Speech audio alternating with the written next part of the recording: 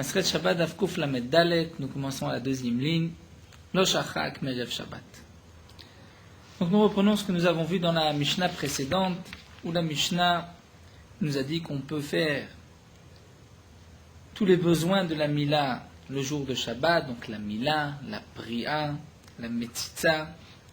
Donc Mila, c'est de couper la Orla, la Priya, donc c'est de découvrir la Atara, cette membrane qui la recouvre.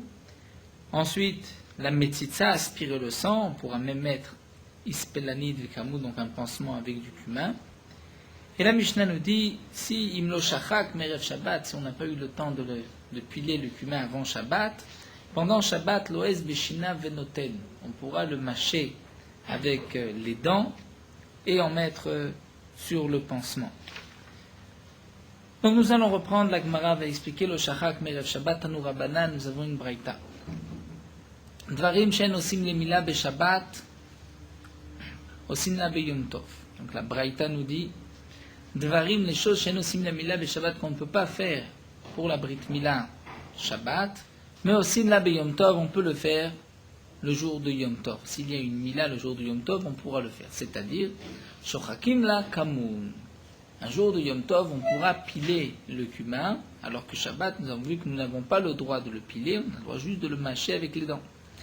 Vetor Fina Yain Veshemen, on pourra aussi mélanger l'huile et le vin dans une petite assiette, petit récipient, alors que la Mishnah nous a dit que pendant Shabbat, on ne peut pas le faire, mais on peut mettre le vin et l'huile, chacun séparément.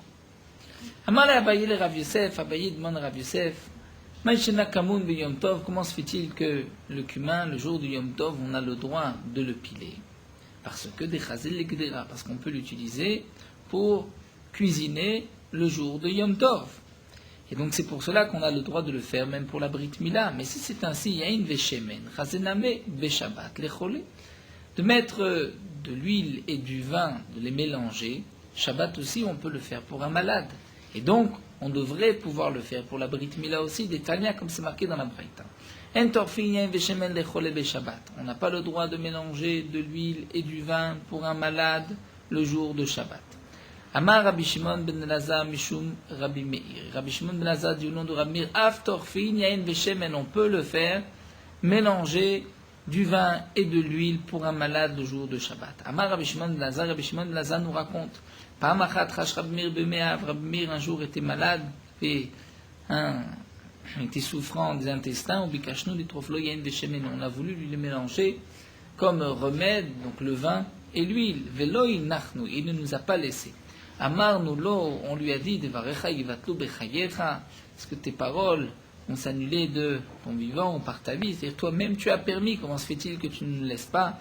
Amar Lanou, il nous a répondu, Afal Pishani Omer Kach.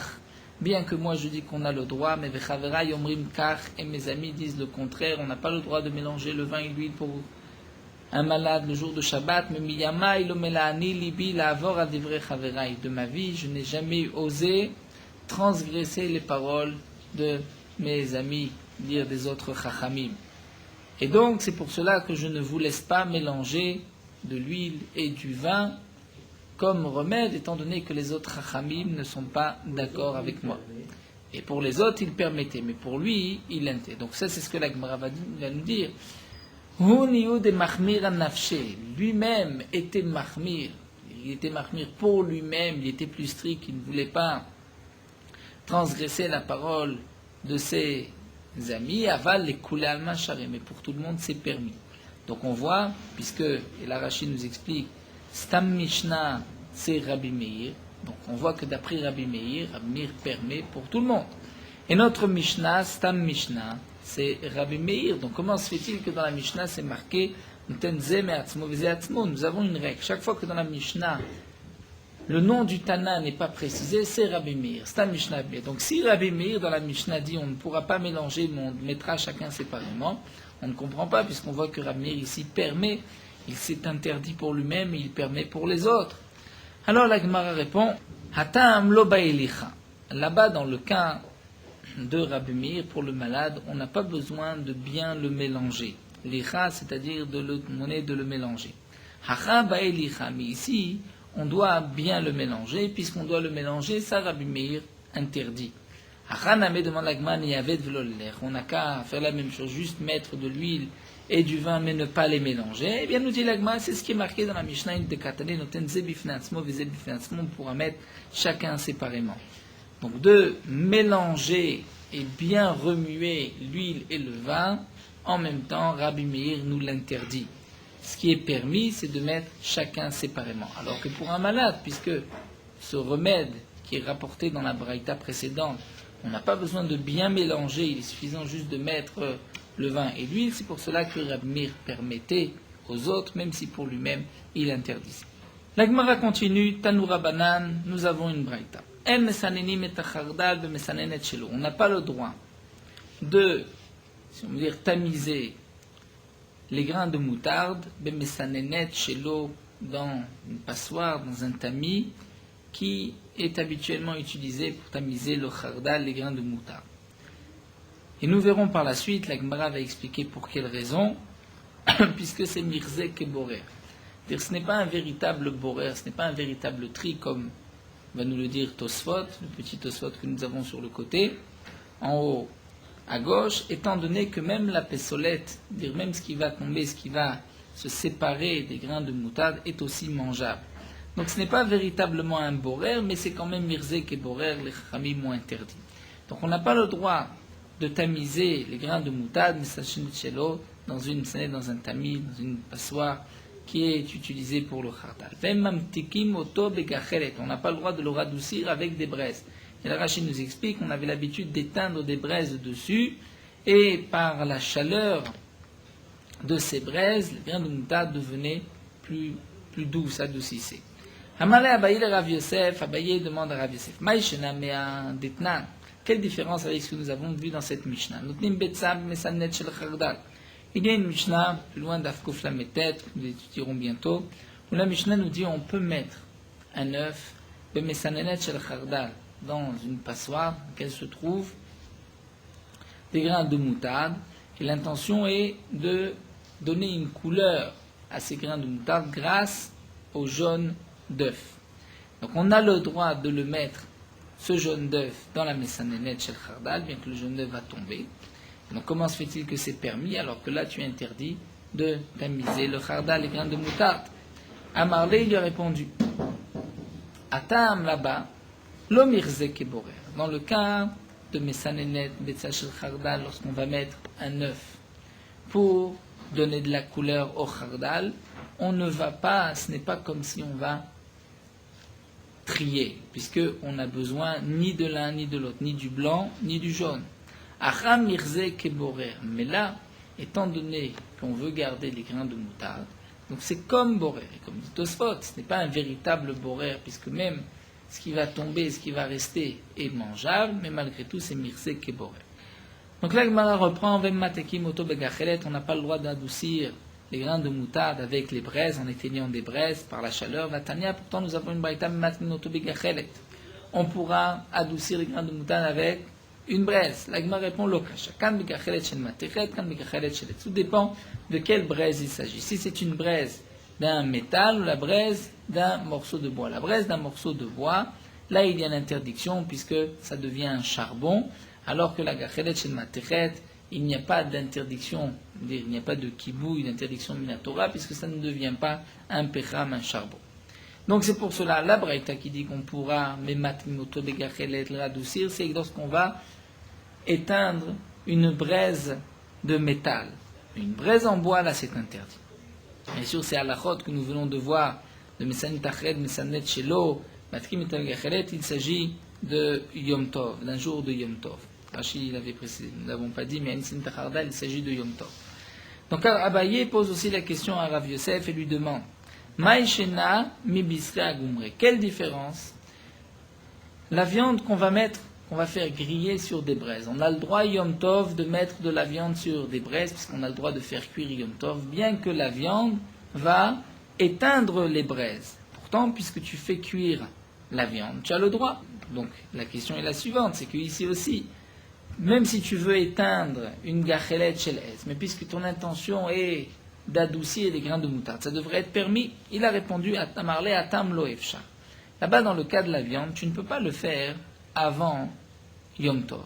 Puisque avant Yom Tov, si tu fais griller la viande jusqu'au jour de Yom Tov, elle va durcir, elle ne va pas être bonne. Acha Efshar. Mais là, tu avais eu la possibilité avant Yom Tov de radoucir ces grains de moutarde. Donc on ne te laisse pas le faire pendant Yom Tov. Amalé Abaye le Rav Yosef, toujours Yom Tov. Maou le Gaven, est-ce qu'on a le droit de fabriquer un fromage Yom Tov? Amalé Assour, il le dit, c'est interdit. Maïshna Milisha. Quelle différence avec pétrir une pâte? Yom Tov, on a le droit de pétrir une pâte puisque nous avons le droit de cuisiner. Alors comment se fait-il qu'on n'a pas le droit de faire un fromage? Amalé Atam Lo Efshar, Acha Efshar. Il dit là-bas, tu n'as pas la possibilité de pétrir avant, puisque tu veux pétrir pour avoir un bon pain, un pain chaud aujourd'hui, donc tu pétris aujourd'hui, alors que pour faire du fromage, tu aurais pu le faire avant Yom Tov. Moi demande Vamre Narde Gvina Batioma Mealia. Pourtant, Narde, on dit que un fromage Batioma d'un jour, du jour même, Mealia, il est très bon. Donc au contraire, on voit que même le fromage, parfois il est meilleur lorsqu'il est du jour même plutôt que de la veille. Moi dit pas du tout. Achika Amre. Ce que Nardé ont voulu dire, c'est pas que le fromage d'aujourd'hui est meilleur que celui d'hier ou de quelques jours, mais Nardé ont voulu dire d'afilo gvena batioma malé, que même un fromage du jour est aussi malé, est aussi bon. Donc puisque tu as la possibilité de le faire avant Yom Tov, tu n'as pas le droit, on ne te laissera pas le faire pendant Yom Tov. Donc là nous avons vu quelques halachot concernant Shabbat et Yom Tov. Donc nous avons vu que Shabbat, pour la Brit Mila, on ne pourra pas piler du kamoun, on pourra le mâcher avec les dents, dans le cas où on ne l'avait pas préparé à l'avance. On pourra aussi, donc la Braïta nous a dit que Torfinla Yain Veshemen, un jour de Yom Tov, on pourra mélanger le vin et l'huile, mais ça on ne pourra pas le faire pendant Shabbat. Ensuite la Gemara nous a rapporté qu'on ne pourra pas trier, donc passer les grains de moutarde, une sorte de tamis, et on ne pourra pas non plus le radoucir avec une braise, puisque ça, on aurait pu le faire la veille. De même pour faire du fromage, c'est l'explication que l'Agma a donnée, puisqu'on aurait pu le faire la veille. Nous reprenons avec Brit Mila. Enosimla chalouk, nous avons vu qu'on ne pourra pas faire non plus un nabi, un chalouk, c'est-à-dire, Rachid avait expliqué, prenez un morceau de tissu, et qu'on allait serrer tout autour de la Brit Mila pour ne pas que la peau vienne recouvrir encore une fois le guide. Donc on serrait pour retenir la peau. Amar Abaye rapporte plusieurs refouot, plusieurs remèdes au nom de sa mère. Amrali ma mère m'a dit, Hay chalouk de Inuka, ce morceau de tissu qu'on prépare pour les enfants à qui on vient de faire la Brit Mila, les paniers, les citras, les ilae. Il faut retourner le bord du tissu vers le haut. Pourquoi? Étant donné que bord du tissu, il y a toujours quelques fils, des franges qui vont s'arracher du tissu, qui vont tomber du tissu. Si tu vas poser la partie du bord du tissu sur la blessure de la Brit Mila, lorsque tu voudras ensuite enlever le morceau de tissu, tu risques donc d'arracher ces fils qui vont se coller à la plaie. Dilma midbik, garda miné, peut-être que une frange va s'attacher, va se coller à la plaie, va l'idée croûte choufra, et ensuite pourra Shalom rendre cet enfant croûte choufra, c'est-à-dire lui couper le canal, et ensuite donc il ne pourra pas avoir d'enfant, il sera considéré donc comme un croûte choufra.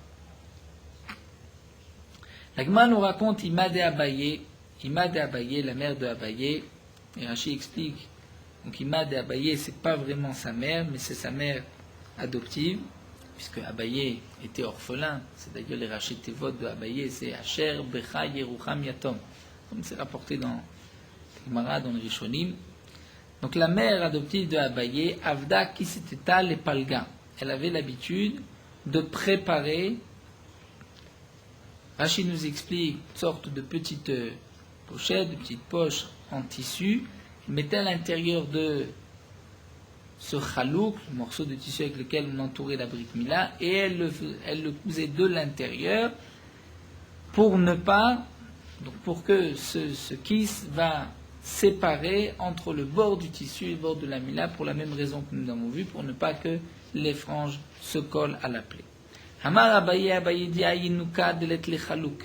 Un enfant à qui on n'a pas préparé ce morceau de tissu pour entourer après la Brit Mila, leite belita de itle shifta. Il devra, on apportera belita, c'est-à-dire un petit morceau de tissu qui a un rebord, la fin du tissu. Rachid nous explique, puisque la imra nous permet de bien serrer la chair. Et il va attacher les siftés, donc le bord, les tatae vers le bas. Et ensuite, ensuite il va le remonter, donc le bord du tissu vers le haut, pour ne pas, comme nous l'avons vu, pour la même raison, ne pas que les franges ou des morceaux de fil se collent à la plaie. Ma mère m'a dit aussi, un enfant qui est né et on ne voit pas l'orifice de l'anus. Comment faire? C'est-à-dire, c'est recouvert par une petite peau. Les shaïfé mishra, on va l'enduire d'une pommade. Velukme leade yoma. Et on va le mettre en face du jour, à la lumière du jour, vechadezig. Et là où c'est plus clair, c'est-à-dire, donc là on voit qu'il y a un trou, l'ikarev et sarata. Il va déchirer la peau avec la pointe d'un grain d'orge, sheti vaire, faire une petite croix. Aval bekli matechot, mais avec un ustensile en métal, lo mishum des arrives, parce que ça risque de faire enfler, nous dit Rachid Menafro, enfler, belas. Vamar Abaye Abaye dit Amraliem, ma mère m'a dit aussi Ayinuka de l'omaïtz. Si un enfant n'arrive pas à sucer, à téter, mikar, dakar, poumé, c'est que sa bouche, ses lèvres sont refroidies. Maïtakante, que faire litukasa gumre, il va porter un verre, un récipient dans lequel il va mettre des braises. Velin ketele le poumé, il va le mettre juste à côté de la bouche de cet enfant, des chayim poumé, que sa bouche va se réchauffer, ou maïetz, ensuite il arrivera à sucer. Vamar Abaye Amraliem Abaye dit, ma mère m'a dit Aïnuka, cet enfant se met de l'homme acheté. De l'homme acheté, Rachid nous dit, sa respiration, on ne le voit pas bien respirer, le dofek, son battement, n'est pas en face de son cœur. Alors que faire? L'infefe benafvata. On va lui faire du vent avec benafvata, avec Rachid dit napa qui est appelé un vent, pour lui donner plus d'air ou ménacheter, et ainsi il arrivera mieux à respirer. D'après le Harour, c'est un enfant qui a du mal à uriner. Dans ce cas-là, on va lui faire du vent et il y arrivera. Ma mère m'a dit un enfant de l'eau me'ave, c'est-à-dire, Rachid dit là aussi, l'air ne rentre pas, mais il a aussi des difficultés à respirer. De l'homme d'après Rachid, c'est qu'on ne voit pas sa respiration. Là, on voit qu'il a des difficultés à respirer. Litus lita deime, on apportera le placenta de sa mère dans lequel il est né. Velishreke il l'avait, et on va le frotter sur lui, ou me'ave, et ainsi il respirera. V'amar Abaye Amraliem Abaye dit, ma mère m'a dit Aïnuka de katin, un enfant qui est fin, qui est menu par rapport aux enfants de son âge. Tous les cités d'Imé, on devra apporter le placenta de sa mère, Velisherke il l'avait, et on le frottera sur cet enfant, Mikutna le ulma. Rachid nous explique que le placenta, il y a une partie qui est plus large que l'autre, une partie étroite, une partie large, donc on commencera par la partie étroite et on ira vers la partie la plus large, c'est-à-dire comme Siman, cet enfant grandisse. Veyalim, et si c'est un enfant au contraire qui est trop gros, mais ulmal lekutna. Donc Rachid nous dit bien sûr que lorsqu'il est trop gros, ce n'est pas qu'il est en bonne santé, mais il est nafoir, il est enflé. Dans ce cas-là, on prendra le placenta, on va aussi le frotter sur lui, mais du côté contraire, c'est-à-dire d'abord la partie la plus large, ensuite la partie la plus étroite, comme signe que aussi ils deviennent plus maigres. Ma mère m'a dit un enfant qui est rouge, c'est parce que son sang, il n'a pas encore, c'est-à-dire son sang ne s'est pas encore absorbé dans ses membres. L'ittar roulé, on devra attendre avant de lui faire la Brit Mila, adivlebe dama, jusqu'au moment où son sang va être absorbé, on va dire, par ses membres, velim huloa, et ensuite on lui fera la Brit Mila. Des yarok, si c'est un enfant qui a la jaunisse, yakatelo nafal bedame, c'est-à-dire son sang n'est pas encore tombé, son sang n'est pas encore arrivé à tous ses membres, des tarrou, on attendra aussi ad nafal bedame, que son sang tombe dans tous ses membres, et ensuite on lui fera la Brit Mila. Des tanya, comme nous avons une braïta, et c'est là le mekor, que lorsqu'un enfant a la jaunisse, on devra attendre qu'il guérisse pour lui faire la Brit Mila, puisqu'il y a un danger, comme nous allons le voir. Des tanya, Amar Rabbi Nathan nous dit. Donc Rashi explique que lorsque cet enfant est rouge, loïvlebe damé, c'est-à-dire son sang ne s'est pas encore absorbé, Rashi dit son sang est encore entre sa chair et sa peau. Et si on lui fait la Brit Mila, donc tout le sang va sortir et il risque de mourir.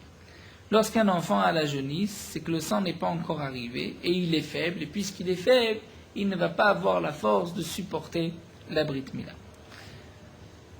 Donc la Braïta nous dit à Rabbi Nathan rapporte par Machat al-Arti de Kachayam, un jour j'ai été dans les villages proches de la mer, où Bataïcha Achat Lefanai. Et une femme s'est présentée à moi, chez Mala Ben Arishon Vamet, elle avait fait la Brit Mila de son premier enfant, il est mort. Chez Vamet, le deuxième, il est mort.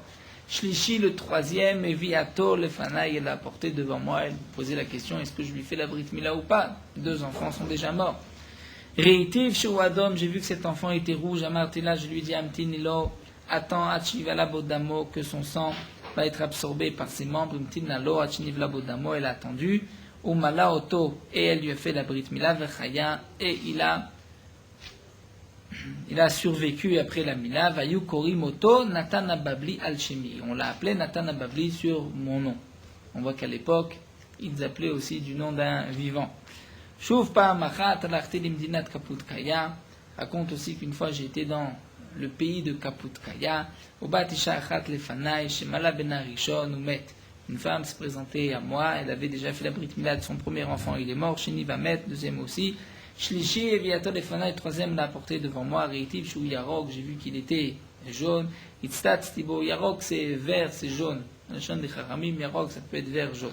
Itzat stibo, j'ai bien regardé, velo reitibo dam berit, et je n'ai pas vu de sang de Brit. C'est-à-dire, j'ai vu que si j'allais lui faire la Brit Mila, non seulement il est jaune, mais à l'endroit de la Brit Mila, il n'avait pas de sang. Et Rashi nous explique que dans la Brit Mila, il faut aussi qu'il y ait du sang qui coule à tafat dam berit, c'est une mitzvah. Donc à part la sakana, il risque aussi que de ne pas y avoir de sang qui va couler, la Mila ne va pas être complète. Donc je lui ai dit, Amartila amtin lo attend achipol bodamo, que son sang donc arrive à tous ses membres, vimtin alo, elle a attendu, umala auto, il a fait la Brit Mila vechaya, et il a vécu, vayu korim shemo, Nathan Ababli al-Shemi, celui-là aussi, il l'avait appelé Nathan Ababli, sur le nom, donc au nom de Nathan Ababli. Intéressant qu'on l'a nommé même Nathan Ababli, de Babylone. On a pu l'appeler Nathan Ababli, ils l'ont appelé. Nathan de...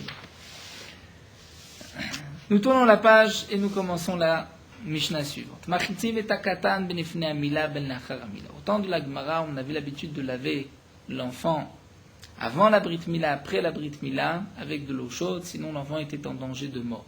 Et donc on pouvait le faire même un jour de Shabbat, et même faire chauffer de l'eau Shabbat pour laver cet enfant. De nos jours, on n'a plus les mêmes habitudes, même si on ne lave pas l'enfant avant, après la Brit Mila, il n'y a pas de sakana.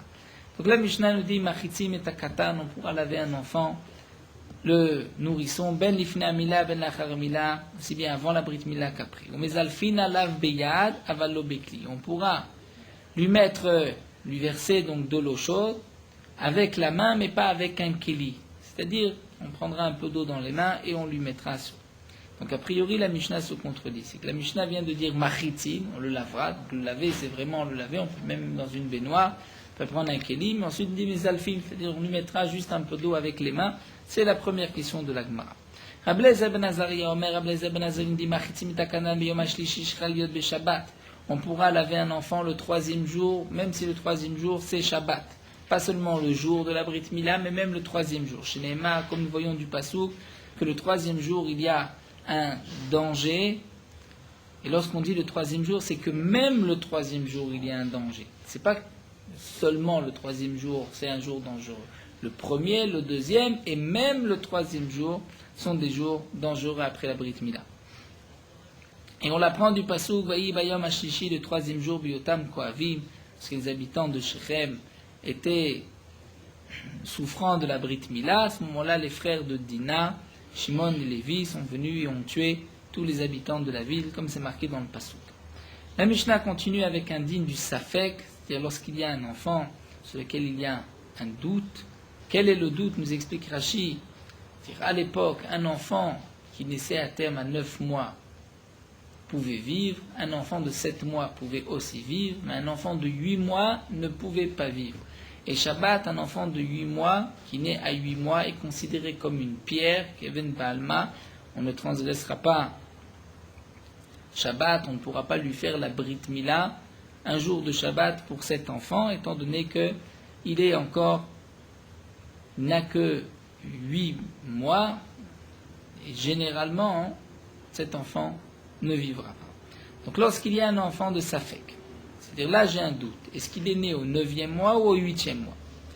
Ou un androgynos. Androgynos, nous verrons, c'est quelqu'un qui a les 2 simanim d'un garçon, simanim d'une fille. Pourra-t-on lui faire la Brit Mila Shabbat ou pas? En mechalim et Shabbat, on ne pourra pas transgresser Shabbat et lui faire la Brit Mila. Rabbi Yehuda matir androgynos, Rabbi Yehuda permet de faire la Brit Mila à un androgynos, comme nous le verrons, Rabbi Yehuda l'apprend des psukim. Donc nous allons voir la première partie de la Mishnah concernant ce din de laver l'enfant avant la Brit Mila et après la Brit Mila, et d'après Rabbi Eliezer ben Azaria, même le 3e jour. La Gemara pose donc la question suivante. Comment se fait-il que tu dis, mais Alphine, on pourra verser de l'eau avec la main? Pourtant, avant tu viens de dire, on pourra le laver. Alors Rabbi Yehuda et Rabba Baravua nous donnent une première explication. D'Amré Tarvayu ont tous les deux dit la chose suivante. Ketzad Tane, c'est-à-dire la Mishnah vient expliquer. Ce qui est marqué Machitzim, la Mishnah vient expliquer par la suite. Machitzim, ça veut dire pas avec un keli, mais avec la main. Donc Ketzad Tane, Machitzim et Takatan Bilifne Amila Ben Nachar Amila. On pourra laver un enfant avant la Brit Mila et après la Brit Mila. Ketzad, et comment on le lavera? Mais Alfim Alaviyad Avalobekli. On lui versait un peu d'eau avec la main, mais non pas avec un keli, un ustensile. Donc d'après Rabbi Yehuda et Rabba Baravua, en aucun cas on pourra laver un enfant avec un keli, même le jour même de la Brit Mila. Amar Rava n'est pas d'accord avec cette explication, puisque Rava dit va machitzim katane. C'est marqué machitzim, on le lavera, et machitzim ça signifie on le lavera comme on a l'habitude de laver un enfant. C'est-à-dire on ne va pas faire des chinouïm, des changements, le faire avec la main, jeter un peu d'eau, et non pas avec un keli, on pourra le laver comme il faut. Et là, Rava, donc c'est pour cela que Rava va donner une autre explication à la Mishnah. Rava va dire achi katane. Machitzim et akatan ben ifne mila ben lachar mila. On pourra laver un enfant avant la Brit Mila et après la Brit Mila, bayom arishon kedarko le premier jour, comme on a l'habitude de laver un enfant sans aucun changement. De même, le 2e jour. Mais Ubayom Ashlishi, le 3e jour, Shechal Yod Beshabbat, qui tombe un Shabbat, mais Alfin Alav Beyad Avalo Bekli, on pourra simplement lui verser un peu d'eau avec la main, mais pas avec un keli. Donc d'après Rava, Tanakama, le premier auteur de la Mishnah, permet de laver un enfant le 1er et le 2e jour, comme Rachid explique par la suite, mais le 3e jour, Tanakama considère qu'il n'y a pas un véritable danger, donc on pourra simplement lui verser un peu d'eau avec la main. Et Rabbi Eliezer ben Azaria omer machitzim et takatan beyom hashish chaliot beshabbat. Rabbi Eliezer ben Azaria vient dire même le 3e jour il y a un danger, et donc on pourra laver cet enfant comme d'habitude, chez Nehemar, comme c'est marqué, vaï bayom hashishi biotam koavim, donc on voit du pasouk, le 3e jour, ils étaient souffrants, donc il y a un danger particulier le 3e jour. C'est pour cela que le Torah nous dit biotam koavim, c'était souffrant de la Brit Mila. Et donc on pourra même laver cet enfant le 3e jour, même si le 3e jour tombe Shabbat. Tana Kavate de Rava, la Gemara va rapporter une braïta comme ce que nous a dit Rava, que que d'après Tanakama, on pourra laver le premier et le deuxième jour, ce n'est que le troisième jour qu'on lui versera de l'eau, et d'après Rabbi Eliezer ben Azaria, même le troisième jour, on pourra le laver normalement. C'est marqué, on pourra laver un enfant avant la Brit Mila, après la Brit Mila, le premier jour, normalement. Même avec un Keli. Le troisième jour, Shabbat, qui tombe à Shabbat, on lui jettera un peu d'eau avec la main, mais pas avec un Keli. Faire un changement. Rabbi Eliezer ben Azaria, même et Rabbi Eliezer ben Azaria de cette braïta, donc nous dit qu'on pourra le laver le troisième jour. Et là, Rabbi Eliezer ben Azaria rajoute quelques mots qu'il n'avait pas dit dans la Mishnah. Même s'il n'y a pas une véritable preuve, mais il y a une petite allusion. Zecher le davar, un souvenir à cette chose-là. Lorsque ils étaient le troisième jour, ils étaient souffrants. Donc la Gemara va nous expliquer pourquoi ce n'est qu'une allusion, pourquoi ce n'est pas une véritable preuve. La Gemara va expliquer, puisqu'il s'agit d'adultes. Peut-être qu'un adulte va souffrir et que le troisième jour, il y a un danger de mort. Alors qu'un enfant, il va plus vite cicatriser et que le troisième jour, il n'est déjà plus en sakana. Donc malgré tout, Rabbi Eliezer ben Azaria considère qu'il y a quand même une petite preuve. Et la braïta termine. Donc nous avons vu que d'après Tanakama, on pourra laver l'enfant normalement le premier, le deuxième jour et le troisième jour, simplement lui jeter un peu d'eau. D'après Rabbi Eliezer ben Azaria, on pourra le laver tous les 3 jours. Et la braïta continue, Kshen mezalfin, et lorsqu'on lui jette de l'eau, En mezalfim lo bekoz et lo bekara, on pourra le faire ni avec un verre, ni avec une assiette, velo bekli, ni avec un ustensile, la beyad, seulement avec la main. Donc cette dernière phrase, Shen mezalfin, bien sûr, c'est d'après Tanakama, le troisième jour. Atan le Tanakama, c'est ce que la Gemara nous dit. C'est Tanakama qui est l'auteur de cette dernière ligne, puisque d'après Rabbi Eliezer ben Azaria, on pourra laver tous les 3 jours l'enfant. Et la Gemara reprend Maya falpi shenraï davar zechre davar. Pourquoi ce n'est qu'un souvenir, ce n'est pas une véritable preuve. Mishum de gadol lo salik bisraï, katan salik bisraï. Dit la Gemara, puisque un grand lo salik bisraï, c'est-à-dire rapidement, sa chaîne ne va pas guérir, ne va pas cicatriser. Alors un enfant, il va peut-être cicatriser plus vite. Donc il n'y a pas vraiment une preuve à 100%. Peut-être que, comme dans le passouk, il s'agit d'adultes, le troisième jour, il y avait un danger de mort. Donc nous avons en vérité deux possibilités de comprendre la Mishnah. Ou bien comme Rav Yehuda et Rabba Baravua, qui nous disent que d'après Tanakama, même le jour de la Mila, avant et après, on pourra simplement jeter un peu d'eau avec la main, mais on ne pourra pas le laver. Et Rabbi Eliezer ben Azaria vient nous dire qu'on pourra le laver même le troisième jour. D'après Rava, Tanakama, dans la Mishnah, est d'accord que le premier et le deuxième jour, on pourra le laver, mais le troisième jour, on lui jettera un peu d'eau avec la main, et d'après Rabbi Eliezer ben Azaria, même le troisième jour, on pourra le laver. La Gemara nous raconte Aoud et le Kameh de Rava. C'était le cas d'un enfant qui s'est présenté devant Rava. Est-ce qu'on pouvait le laver ou pas? Aurélé Keshmate. Lui, Rava a enseigné comme son propre enseignement, comme ce qu'il a dit, c'est-à-dire qu'il a permis de le laver normalement le premier jour, même si le premier jour était un Shabbat. Ikhlash Rava. Rava est tombé malade. Puisque Rava est tombé malade, il s'est dit, peut-être que je suis tombé malade, j'ai été puni pour avoir permis de laver cet enfant. Amar, il a dit, Ana be'ade targimina de savel amali. Pourquoi ai-je été contredire l'explication des sages de Rabbi Yehuda et Rabba Baravua? Amourle Rabbanan le Rava, les Chamim ont dit à Rava, c'est vrai que Rabbi Yehuda et Rabba Baravua ont expliqué qu'on n'a pas le droit de le laver, mais simplement de lui jeter de l'eau. Et toi, tu as tranché qu'on a le droit de le laver comme ce que tu penses, comme ton explication de la Mishnah. Mais après tout, tu ne dois pas avoir de remords, puisque Ve'atanya kavate demar. On a rapporté une braïta, et la braïta est conforme à ton explication, puisque dans la braïta, on voit que d'après les Chachamim, on peut laver l'enfant le premier jour, ce n'est que le troisième jour qu'on lui jettera un peu d'eau. Amar Léo, il leur a répondu, c'est vrai que la braïta est peut-être comme ce que je dis, mais matnitim kavatayu. Mais la Mishnah, elle, est plutôt conforme à l'explication de Rabbi Yehuda et Rabba Baravua que la même. Pourquoi? Mimai. Mideka Rabbi Eliezer ben Azaria Oma machitzim et akatan beyom hashish chal yod beshabbat. Dans la Mishnah, on lit Rabbi Eliezer ben Azariah dit on pourra laver l'enfant le troisième jour, même si ce troisième jour tombe un Shabbat. Donc, donc là, Rava dit, si encore on explique, comme les sages, comme Rabbi Yehuda et Rabbi Baravoua, qui ont dit que même le premier jour d'après Tanakama, on a le droit seulement de jeter un peu d'eau avec la main. Donc je comprends, c'est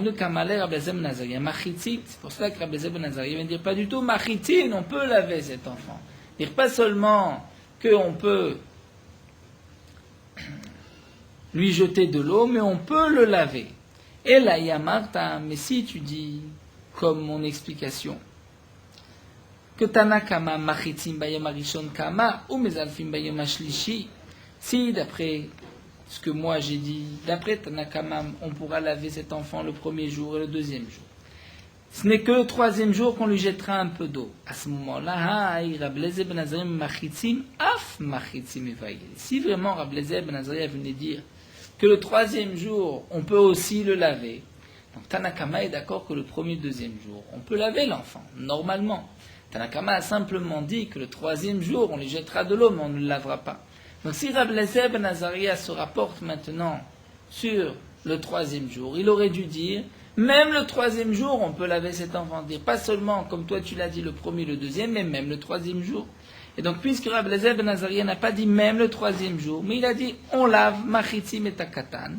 Donc ça prouve bien que d'après Tanakama, on ne peut que mezalfim, c'est-à-dire rincer, lui jeter un peu d'eau.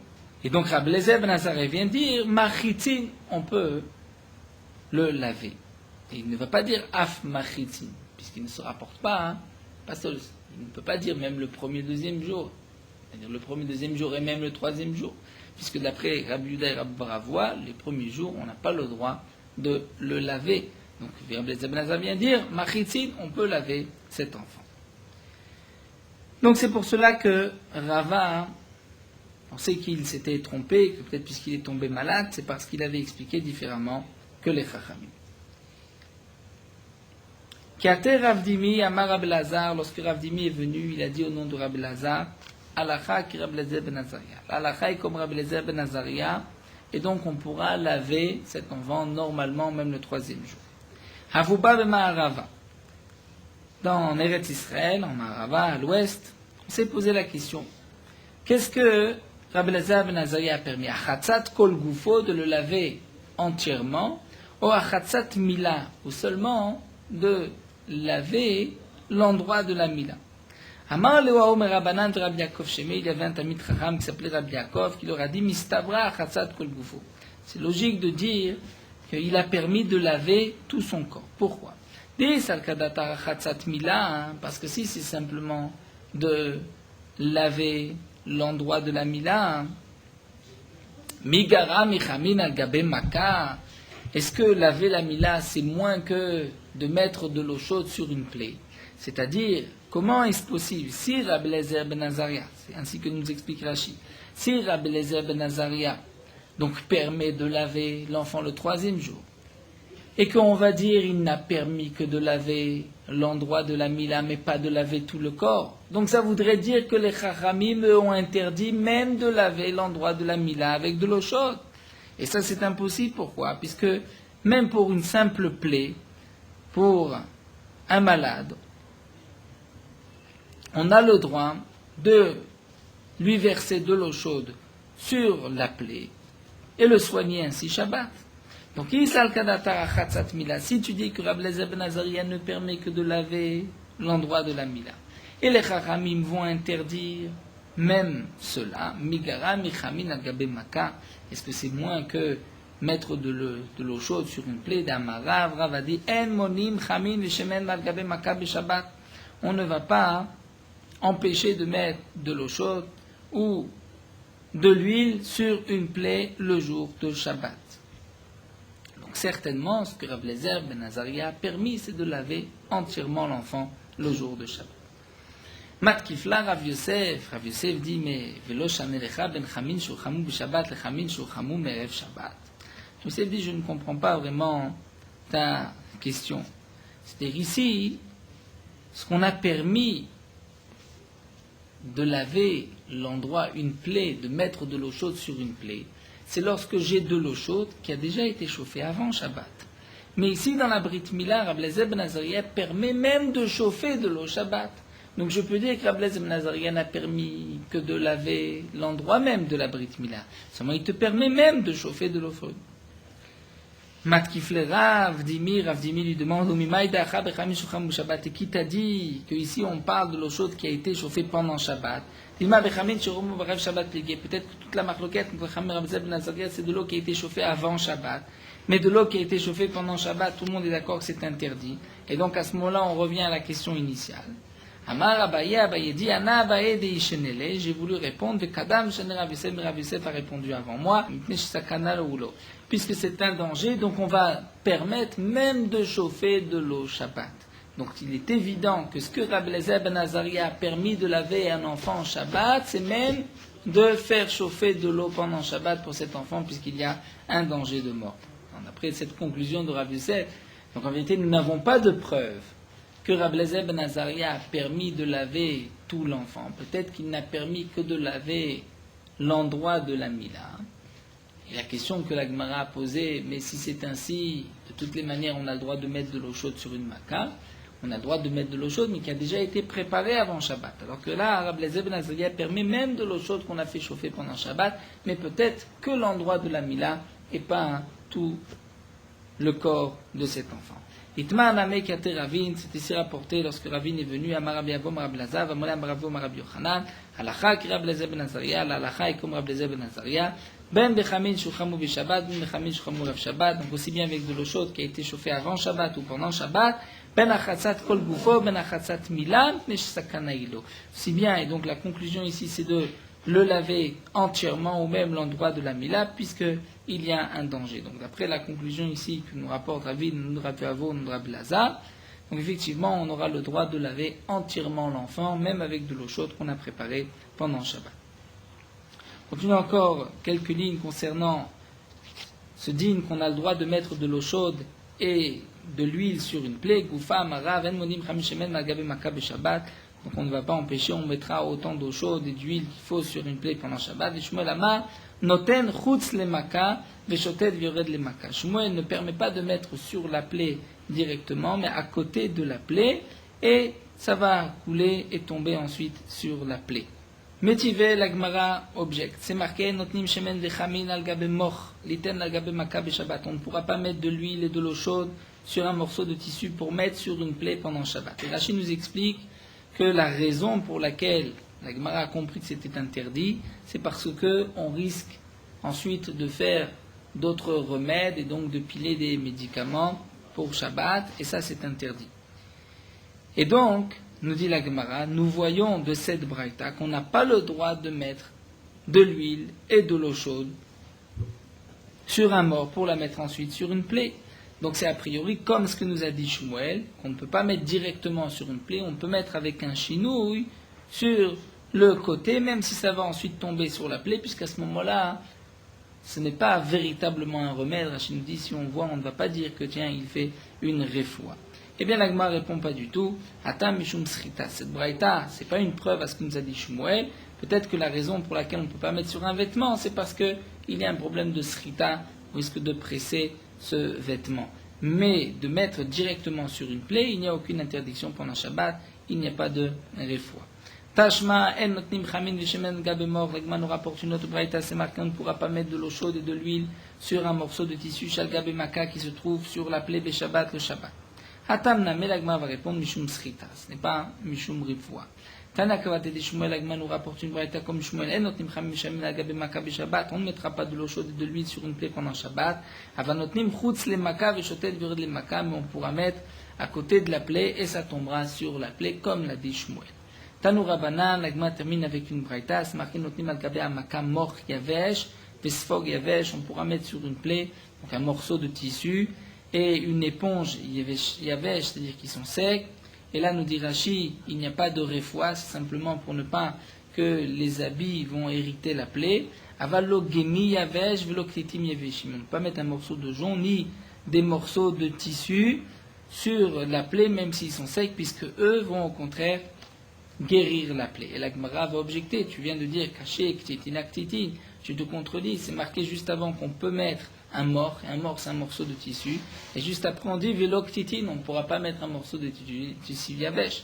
Lo caché, la Gemara répond, il n'y a pas de contradiction, abechadete, abeatike. Tout dépend s'il est neuf ou si il a déjà été utilisé. S'il est neuf, nous dit Rashi, à ce moment-là, il peut guérir, et donc on n'a pas le droit de le mettre. Mais s'il est attiqué, il a déjà été mis sur une plaie, dans ce cas-là, il ne va pas servir, il ne guérira pas la plaie, et là j'ai le droit de le mettre pendant Shabbat. Amar Abaye, donc Abaye conclut, dit Shma Mina, Hanek Titin Masou, donc on peut déduire de l'acte de mettre un morceau de tissu sur une plaie, ceci va guérir la plaie, et c'est donc interdit pendant Shabbat comme nous l'avons vu, puisqu'il y a une interdiction, les Khamim ont interdit d'utiliser tout remède, de peur qu'on vienne à faire d'autres remèdes comme Shrikat, Sammani, mais ensuite piler des médicaments. On va nous arrêter ici au numéro d'Anguinos.